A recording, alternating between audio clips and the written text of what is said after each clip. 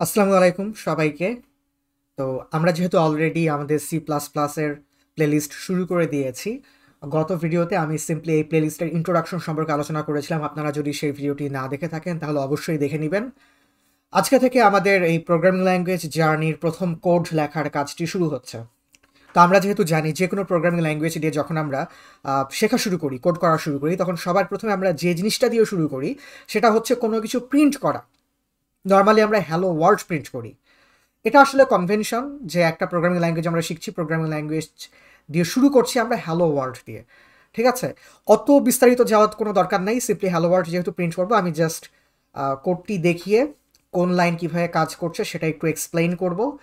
আর প্রত্যেকটা লাইনের in depth explanation আছে, সেটা আমি আজকে দিব না, সেগুলো হয়তো পরবর্তীতে আমি পয়েন্ট পয়েন্ট করে দিব। লেটসে এই এপিসোডটা যদি এপিসোড 1 হয়, তাহলে ওই ডিটেলসের ভিডিওগুলো এপিসোড 1.1 আর 1.2 এভাবে হয়তো আমি পরে দিব। আমরা যেহেতু শুরুতে শিখছি, সো অত ডিটেলস আমাদের এখনই জানার কোনো দরকার নাই। ঠিক আছে, মনোযোগ দিয়ে লক্ষ্য করুন। আমরা যখন সি প্লাস প্লাস প্রোগ্রামিং ল্যাঙ্গুয়েজে কোড করি তখন আমাদের ফাইলের একটা এক্সটেনশন দরকার হয়, যে এক্সটেনশনটা হচ্ছে সিপিপি, সি প্লাস প্লাস। ঠিক আছে, যেমন ধরুন আমি লিখছি মেইন ডট সিপিপি, দেখছেন সঙ্গে সঙ্গে কিন্তু আমার আইকনটা চেঞ্জ হয়ে গেল, প্লাস প্লাসের আইকন দিয়ে দিল। ঠিক আছে, আপনারা কিন্তু এরকম করতে যাবেন না, আপনারা সিপিপি লিখবেন। এটা হচ্ছে আমার এক্সটেনশন। এক্সটেনশন কি করে, আপনার কম্পিউটারে ধরুন অনেকগুলো ইমেজ আছে, ভিডিও আছে, আপনি যদি খেয়াল করেন দেখবেন ইমেজ ফাইলগুলোর শেষে লেখা থাকে ডট জেপিইজি, ডট পিএনজি, এরকম। ভিডিও ফাইলগুলোর শেষে ধরেন লেখা থাকে dot MP four, dot MKV, dot MOV and so on and so forth. Alright, so এই এক্সটেনশনগুলো হচ্ছে এক একটা ফাইল ফরম্যাট ডিটারমাইন করে। আমরা এক্সটেনশন দেখে বুঝতে পারি যে হ্যাঁ, এটা একটা ইমেজ ফাইল, এটা একটা ভিডিও ফাইল, কম্পিউটারও সেভাবে ডিটেক্ট করতে পারে। এবং এক এক ধরনের সফটওয়্যার বা আইডিই এক এক ধরনের ফাইল রিড করতে পারে, রাইট করতে পারে, ওসব নিয়ে কাজ করতে পারে। সো এই জন্য এক্সটেনশন থাকা লাগে। সো আপনারা মাথায় রাখবেন, যখন আপনারা C plus plus programming language নিয়ে কাজ করবেন, এক্সটেনশন অলওয়েজ হবে সিপিপি। অলরাইট, আমি এখন আমার এই এক্সপ্লোরার ভিএস করে যে এক্সপ্লোরারটা আছে সেটা আমি হাইড করে দিচ্ছি। তো যখন আমরা সি প্লাস প্লাস ল্যাঙ্গুয়েজে কোড করা শুরু করব, সবার প্রথমে আমাদের যে কাজটি করতে হয়, আমাদের একটি হেডার ফাইল অ্যাড করতে হয়। হেডার ফাইলটা আমরা দিচ্ছি আইও স্ট্রিম। আপনারা এই জিনিসটি অনেক বেশি দেখবেন। আইও স্ট্রিম কিন্তু হচ্ছে ইনপুট আউটপুট স্ট্রিমের শর্ট ফর্ম। আমি পাশে লিখে দিচ্ছি input output stream. Input output স্ট্রিমকে শর্টে আইও স্ট্রিম বলা হয় হেডার ফাইল। আপনারা কিন্তু এই হেডার ফাইলের নামটা চেঞ্জ করতে পারবেন না। ঠিক আছে, ধরেন যে আমি আই স্ট্রিম দিলাম, এরকম করবেন না, আইও স্ট্রিম। এবং এ লাইনটা আপনারা মনে করতে পারেন, আমরা তো প্রায় সব ল্যাঙ্গুয়েজে মানে সব ধরনের কোডেই দেখে থাকি সি প্লাস প্লাসের অলমোস্ট। কারণ কি, নাম শুনে বুঝতে পারছেন ইনপুট আউটপুট। আমরা আমাদের কোডে, আমরা যখন কোড লিখি নর্মালি তো আমরা ইনপুট আউটপুট নিয়েই কাজ করি, রাইট? সো ইনপুট আউটপুট নিয়ে যখন আমরা কাজ করি তখন আমাদের এই স্পেসিফিক্যালি আইও স্ট্রিম হেডার ফাইলটা লাগে। এখন আপনাদের অনেকের মধ্যে প্রশ্ন থাকতে পারে যে আমরা বিটস নামে একটা হেডার আছে, bits slash STDC plus plus dot H, ওটা কেন ইউজ করি? ওটা নিয়ে আমি পরে কথা বলবো। ওখানে অনেকগুলো হেডার ফাইল একসঙ্গে ইনক্লুড করা থাকে, যার কারণে আমরা ওটা ইউজ করলে আলাদা করে এটা লেখা লাগতো না। হোয়াট এভার, আপাতত যেহেতু আমরা প্রথম শিখছি, শুধু জেনে রাখেন আইও স্ট্রিম হচ্ছে ইনপুট আউটপুট স্ট্রিমের শর্ট ফর্ম। এটা হেডার ফাইল, এটা দিতে হবে, না দিয়ে আপনি ইনপুট আউটপুটের কাজ করতে পারবেন না। আচ্ছা, এরপরে আমাদের লাগবে একটা মেইন ফাংশন। মেইন ফাংশন কি, ধরুন আপনি সি প্লাস প্লাস দিয়ে একটা বড় প্রজেক্ট করছেন। যখন আমরা প্রজেক্ট করি সেখানে কিন্তু নর্মালি একটা ফাইল থাকে না, অনেকগুলো ফাইল থাকে, রাইট? এমন হতে পারে আপনার একটা সফটওয়্যারে 100টা ফাইল আছে। এখন আপনি যখন সেই সফটওয়্যারটা রান করতে দিবেন, আপনার কিন্তু ওই 100টা ফাইল একসঙ্গে রান হবে না। কোনো একটা স্পেসিফিক ফাইল আগে রান হবে, যে ফাইলের মধ্যে বলা আছে কখন কোন ফাইল থেকে কোন কোড কোন জিনিসটা রান করতে হবে। এবং আপনার, যেটা আমি বললাম, আপনার সফটওয়্যারে যদি 100টা ফাইল থাকে, 100টা ফাইলের মধ্যে 100টা কিন্তু মেইন ফাংশন থাকবে না। 100টা ফাইলের মধ্যে নর্মালি একটাই মেইন ফাংশন থাকবে। এবং যখন সেই সফটওয়্যারটা আপনি রান করবেন, আপনার সফটওয়্যারটা শুধুমাত্র মেইন ফাংশনটাকেই রান করবে। ঠিক আছে, আপনার কোডে যদি অসংখ্য ফাংশন থাকে, কোনো লাভ নাই যদি সেটাকে আমি মেইন ফাংশন থেকে কল না করি। এই ব্যাপারটা আমি জানি একটু ইনডেপথ হয়ে যাচ্ছে, টেনশনের কোনো কারণ নেই, যখন আমি ফাংশন পড়াবো তখন এই ব্যাপারে বলবো। জাস্ট আপাতত এইটুকু মনে রাখেন, আপনার কোডে অবশ্যই মেইন ফাংশন থাকতে হবে। এবং যখন আমরা কোড রান দেই, কোড কম্পাইলের কাজ শুরু হয় সব সময় মেইন ফাংশন থেকে, কিপ ইন মাইন্ড। ঠিক আছে, এখন আরেকটা জিনিস আছে, অনেকে দেখবেন ভয়েড মেইন ইউজ করে। ভয়েড মেইনও ইউজ করা যাবে, কিন্তু ভয়েডটা আমরা ইউজ করবো না, কারণ ভয়েড মেইন মানে এই ভয়েড, এই রিটার্ন টাইপটা অনেক কম্পাইলার কাজ করে না। ঠিক আছে, আমরা একটা ইন্টিজার ইউজ করবো। ইন্টিজার মানে আমরা একটা ইন্টিজার ভ্যালু রিটার্ন করবো, সেটা নিয়ে আমি কিছুক্ষণ পরেই কথা বলছি। আচ্ছা, তো এখন আমি কোনো কিছু প্রিন্ট করব, আমি স্ট্যান্ডার্ড কোনো কিছু প্রিন্ট করব, এর জন্য এসটিডি ডাবল কোলন, ঠিক আছে, স্ট্যান্ডার্ড। এখন সিওইউটি, সিওইউটি এটার ফুল ফর্ম হচ্ছে কনসোল আউট। আমরা যখন কোনো কিছু রান করি, আমরা তো এখানে কনসোল বা টার্মিনালে রান করছি, রাইট? সো এটাকে আমি বলছি কনসোলে আউটপুট দাও, কনসোলে রান করো, এই জন্য সি আউট। এখন আমি যেই লেখাটা লিখতে চাইছি সেটাকে অবশ্যই ডাবল কোটেশনে দিতে হবে, স্ট্রিং হিসেবে এটা রান করবে। স্ট্রিং ডেটা টাইপ নিয়ে আমি পরে কথা বলবো, আপাতত এইটুকু জেনে রাখেন। তো লেটসে আমি এখানে হ্যালো ওয়ার্ল্ড লিখলাম, ঠিক আছে। এখন আমার এই লাইনটা লেখা শেষ, লাইনের শেষ বুঝাতে আমাকে অবশ্যই একটা সেমিকোলন দিতে হবে। এটাকে অনেকে সেমিকমাও বলে, বাট আমরা সেমিকোলন বলবো, সেমিকোলন দিতে হবে, ঠিক আছে। তো এরপরে আমি রিটার্ন 0 দিচ্ছি। এই যে আমি বললাম না ইন্টিজার কোনো কিছু রিটার্ন করে, এই 0 হচ্ছে রিটার্ন করছে। এখন রিটার্ন 0-র কাজটা কি?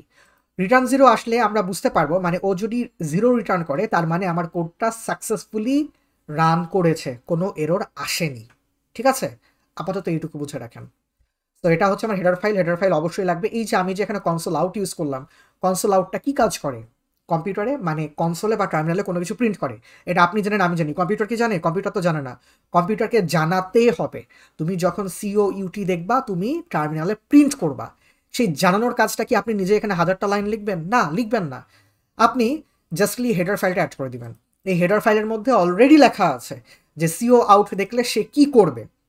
সো যখন সিও আউট দেখছে, সে তো আইও স্ট্রিমে জানে যে সিও আউট থাকলে কি করতে হবে, সে সেই কাজটাই করছে, ঠিক আছে। এরপরে মেইন ফাংশন, আমার কোড এক্সিকিউশন সব সময় মেইন ফাংশন থেকে শুরু হয়। আমি কোনো কিছু প্রিন্ট করছি, প্রিন্ট করতে আমরা সিও আউট ইউজ করি, সিওইউটি। সিওইউটি এটার ফুল ফর্ম হচ্ছে কনসোল আউট বা কনসোল আউটপুট, এভাবে আমরা ধরে থাকি আর কি। এরপরে আপনি যেই স্ট্রিং, যে লাইনটা লিখতে চাচ্ছেন সেটাকে অবশ্যই ডাবল কোটেশনের মধ্যে দিতে হবে। শুরুতেও ডাবল কোটেশন, শেষেও double quotation, keep in mind.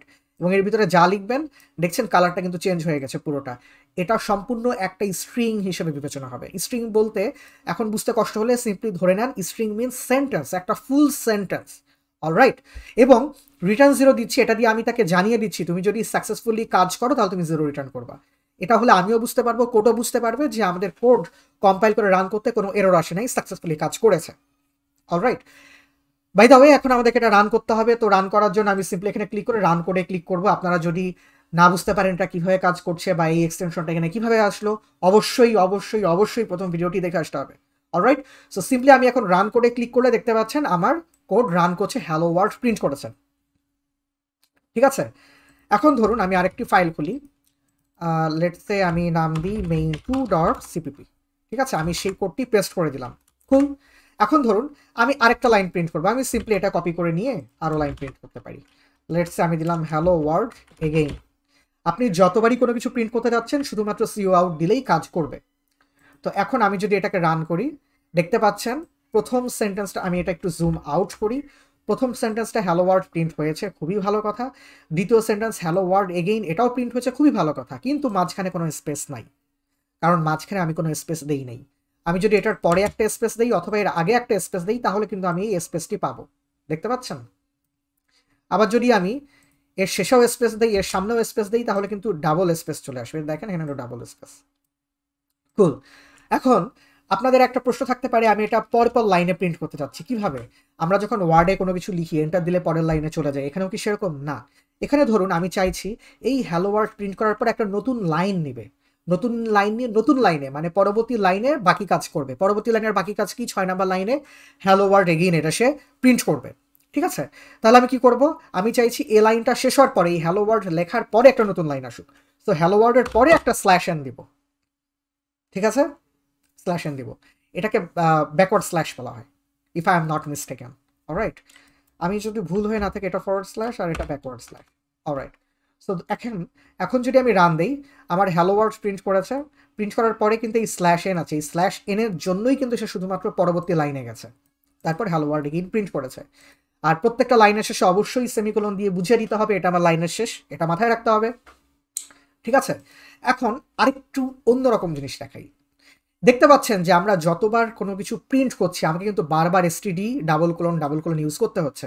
আমার একটা কোডে যদি 100 বার কোনো কিছু আমি প্রিন্ট করতে চাই, 100 বার এই এসটিডি লেখা কিন্তু খুব প্যারাদায়ক, তাই না? ঝামেলাযুক্ত, আমরা আমাদের ভাষায় প্যারাদায়ক বলি, প্যারা নেয়া বলি, এত প্যারা নাও কেন? রাইট? সো আমরা এত প্যারা নিব না, আমরা প্যারাটা কমাবো। কেমনে কমাবো? চলুন আমি এই লাইনটা সিম্পলি কপি করে নিলাম এবং এখানে একটি নতুন ফাইল খুলছি, main3.cpp। কুল, রাইট? সো পেস্ট করে দিলাম। এখন আমি এত প্যারা নিতে চাইতেছি না। লেটস সে আমার কোডে 1000টা আমি কোনো কিছু প্রিন্ট করবো, 1000বার আমি এসটিডি কোলন করে এসটিডি কোলন কোলন কেন লিখবো? দরকার নেই। সো আমি কি করব, আমি এখানে এটা আগেই তাকে জানিয়ে দিব যে আমি এখানে যে জিনিসগুলো নিয়ে কাজ করবো এগুলো অলরেডি স্ট্যান্ডার্ড ফরম্যাটে আছে। তো আমি এই জিনিসটা লিখে নিব ইউজিং নেমস্পেস এসটিডি। এটা দিয়ে আমি তাকে বুঝিয়ে দিচ্ছি আমি এখানে যা কিছু ইউজ করব এই হেডার ফাইলের সবগুলো অলরেডি নেমস্পেসের স্ট্যান্ডার্ড ফরম্যাটে আছে। এটা করলে আমাকে কি করতে হবে, আমাকে এই স্পেসিফিক্যালি এসটিডি ডাবল ক্লোন আর লেখা লাগবে না। ঠিক আছে? এখন দেখেন আমি যখন রান করব আমার কোড কিন্তু আগের মতনই কাজ করছে, বাট সামনে এসটিডি দেইনি, ইউজিং নেমস্পেস এসটিডি দিয়েছি। ধরেন আমি আরও কোনো কিছু প্রিন্ট করছি, console out I am printing without using STD double clone, এরপরে একটা স্ল্যাশ এন দেই যেন এটার পরে আরেকটা নতুন লাইন এটা প্রিন্ট হয়। এখন দেখেন আমি যখন রান দিব সে কিন্তু ঠিকঠাকভাবে কাজ করছে। কুল, রাইট? এখন এই যে ইউজিং নেমস্পেস এসটিডি, এটা নিয়ে আমি এখন যতটুকু আলোচনা করলাম এইটুকুই এনাফ, এখানেই থাকেন। এটা নিয়ে যদি আমি ডিটেলস বলতে যাই ভিডিও 2 থেকে 3 ঘন্টা বড় হয়ে যাবে। তো যেহেতু শিখছেন এত ডিটেলস এখন জানার দরকার নাই আপাতত।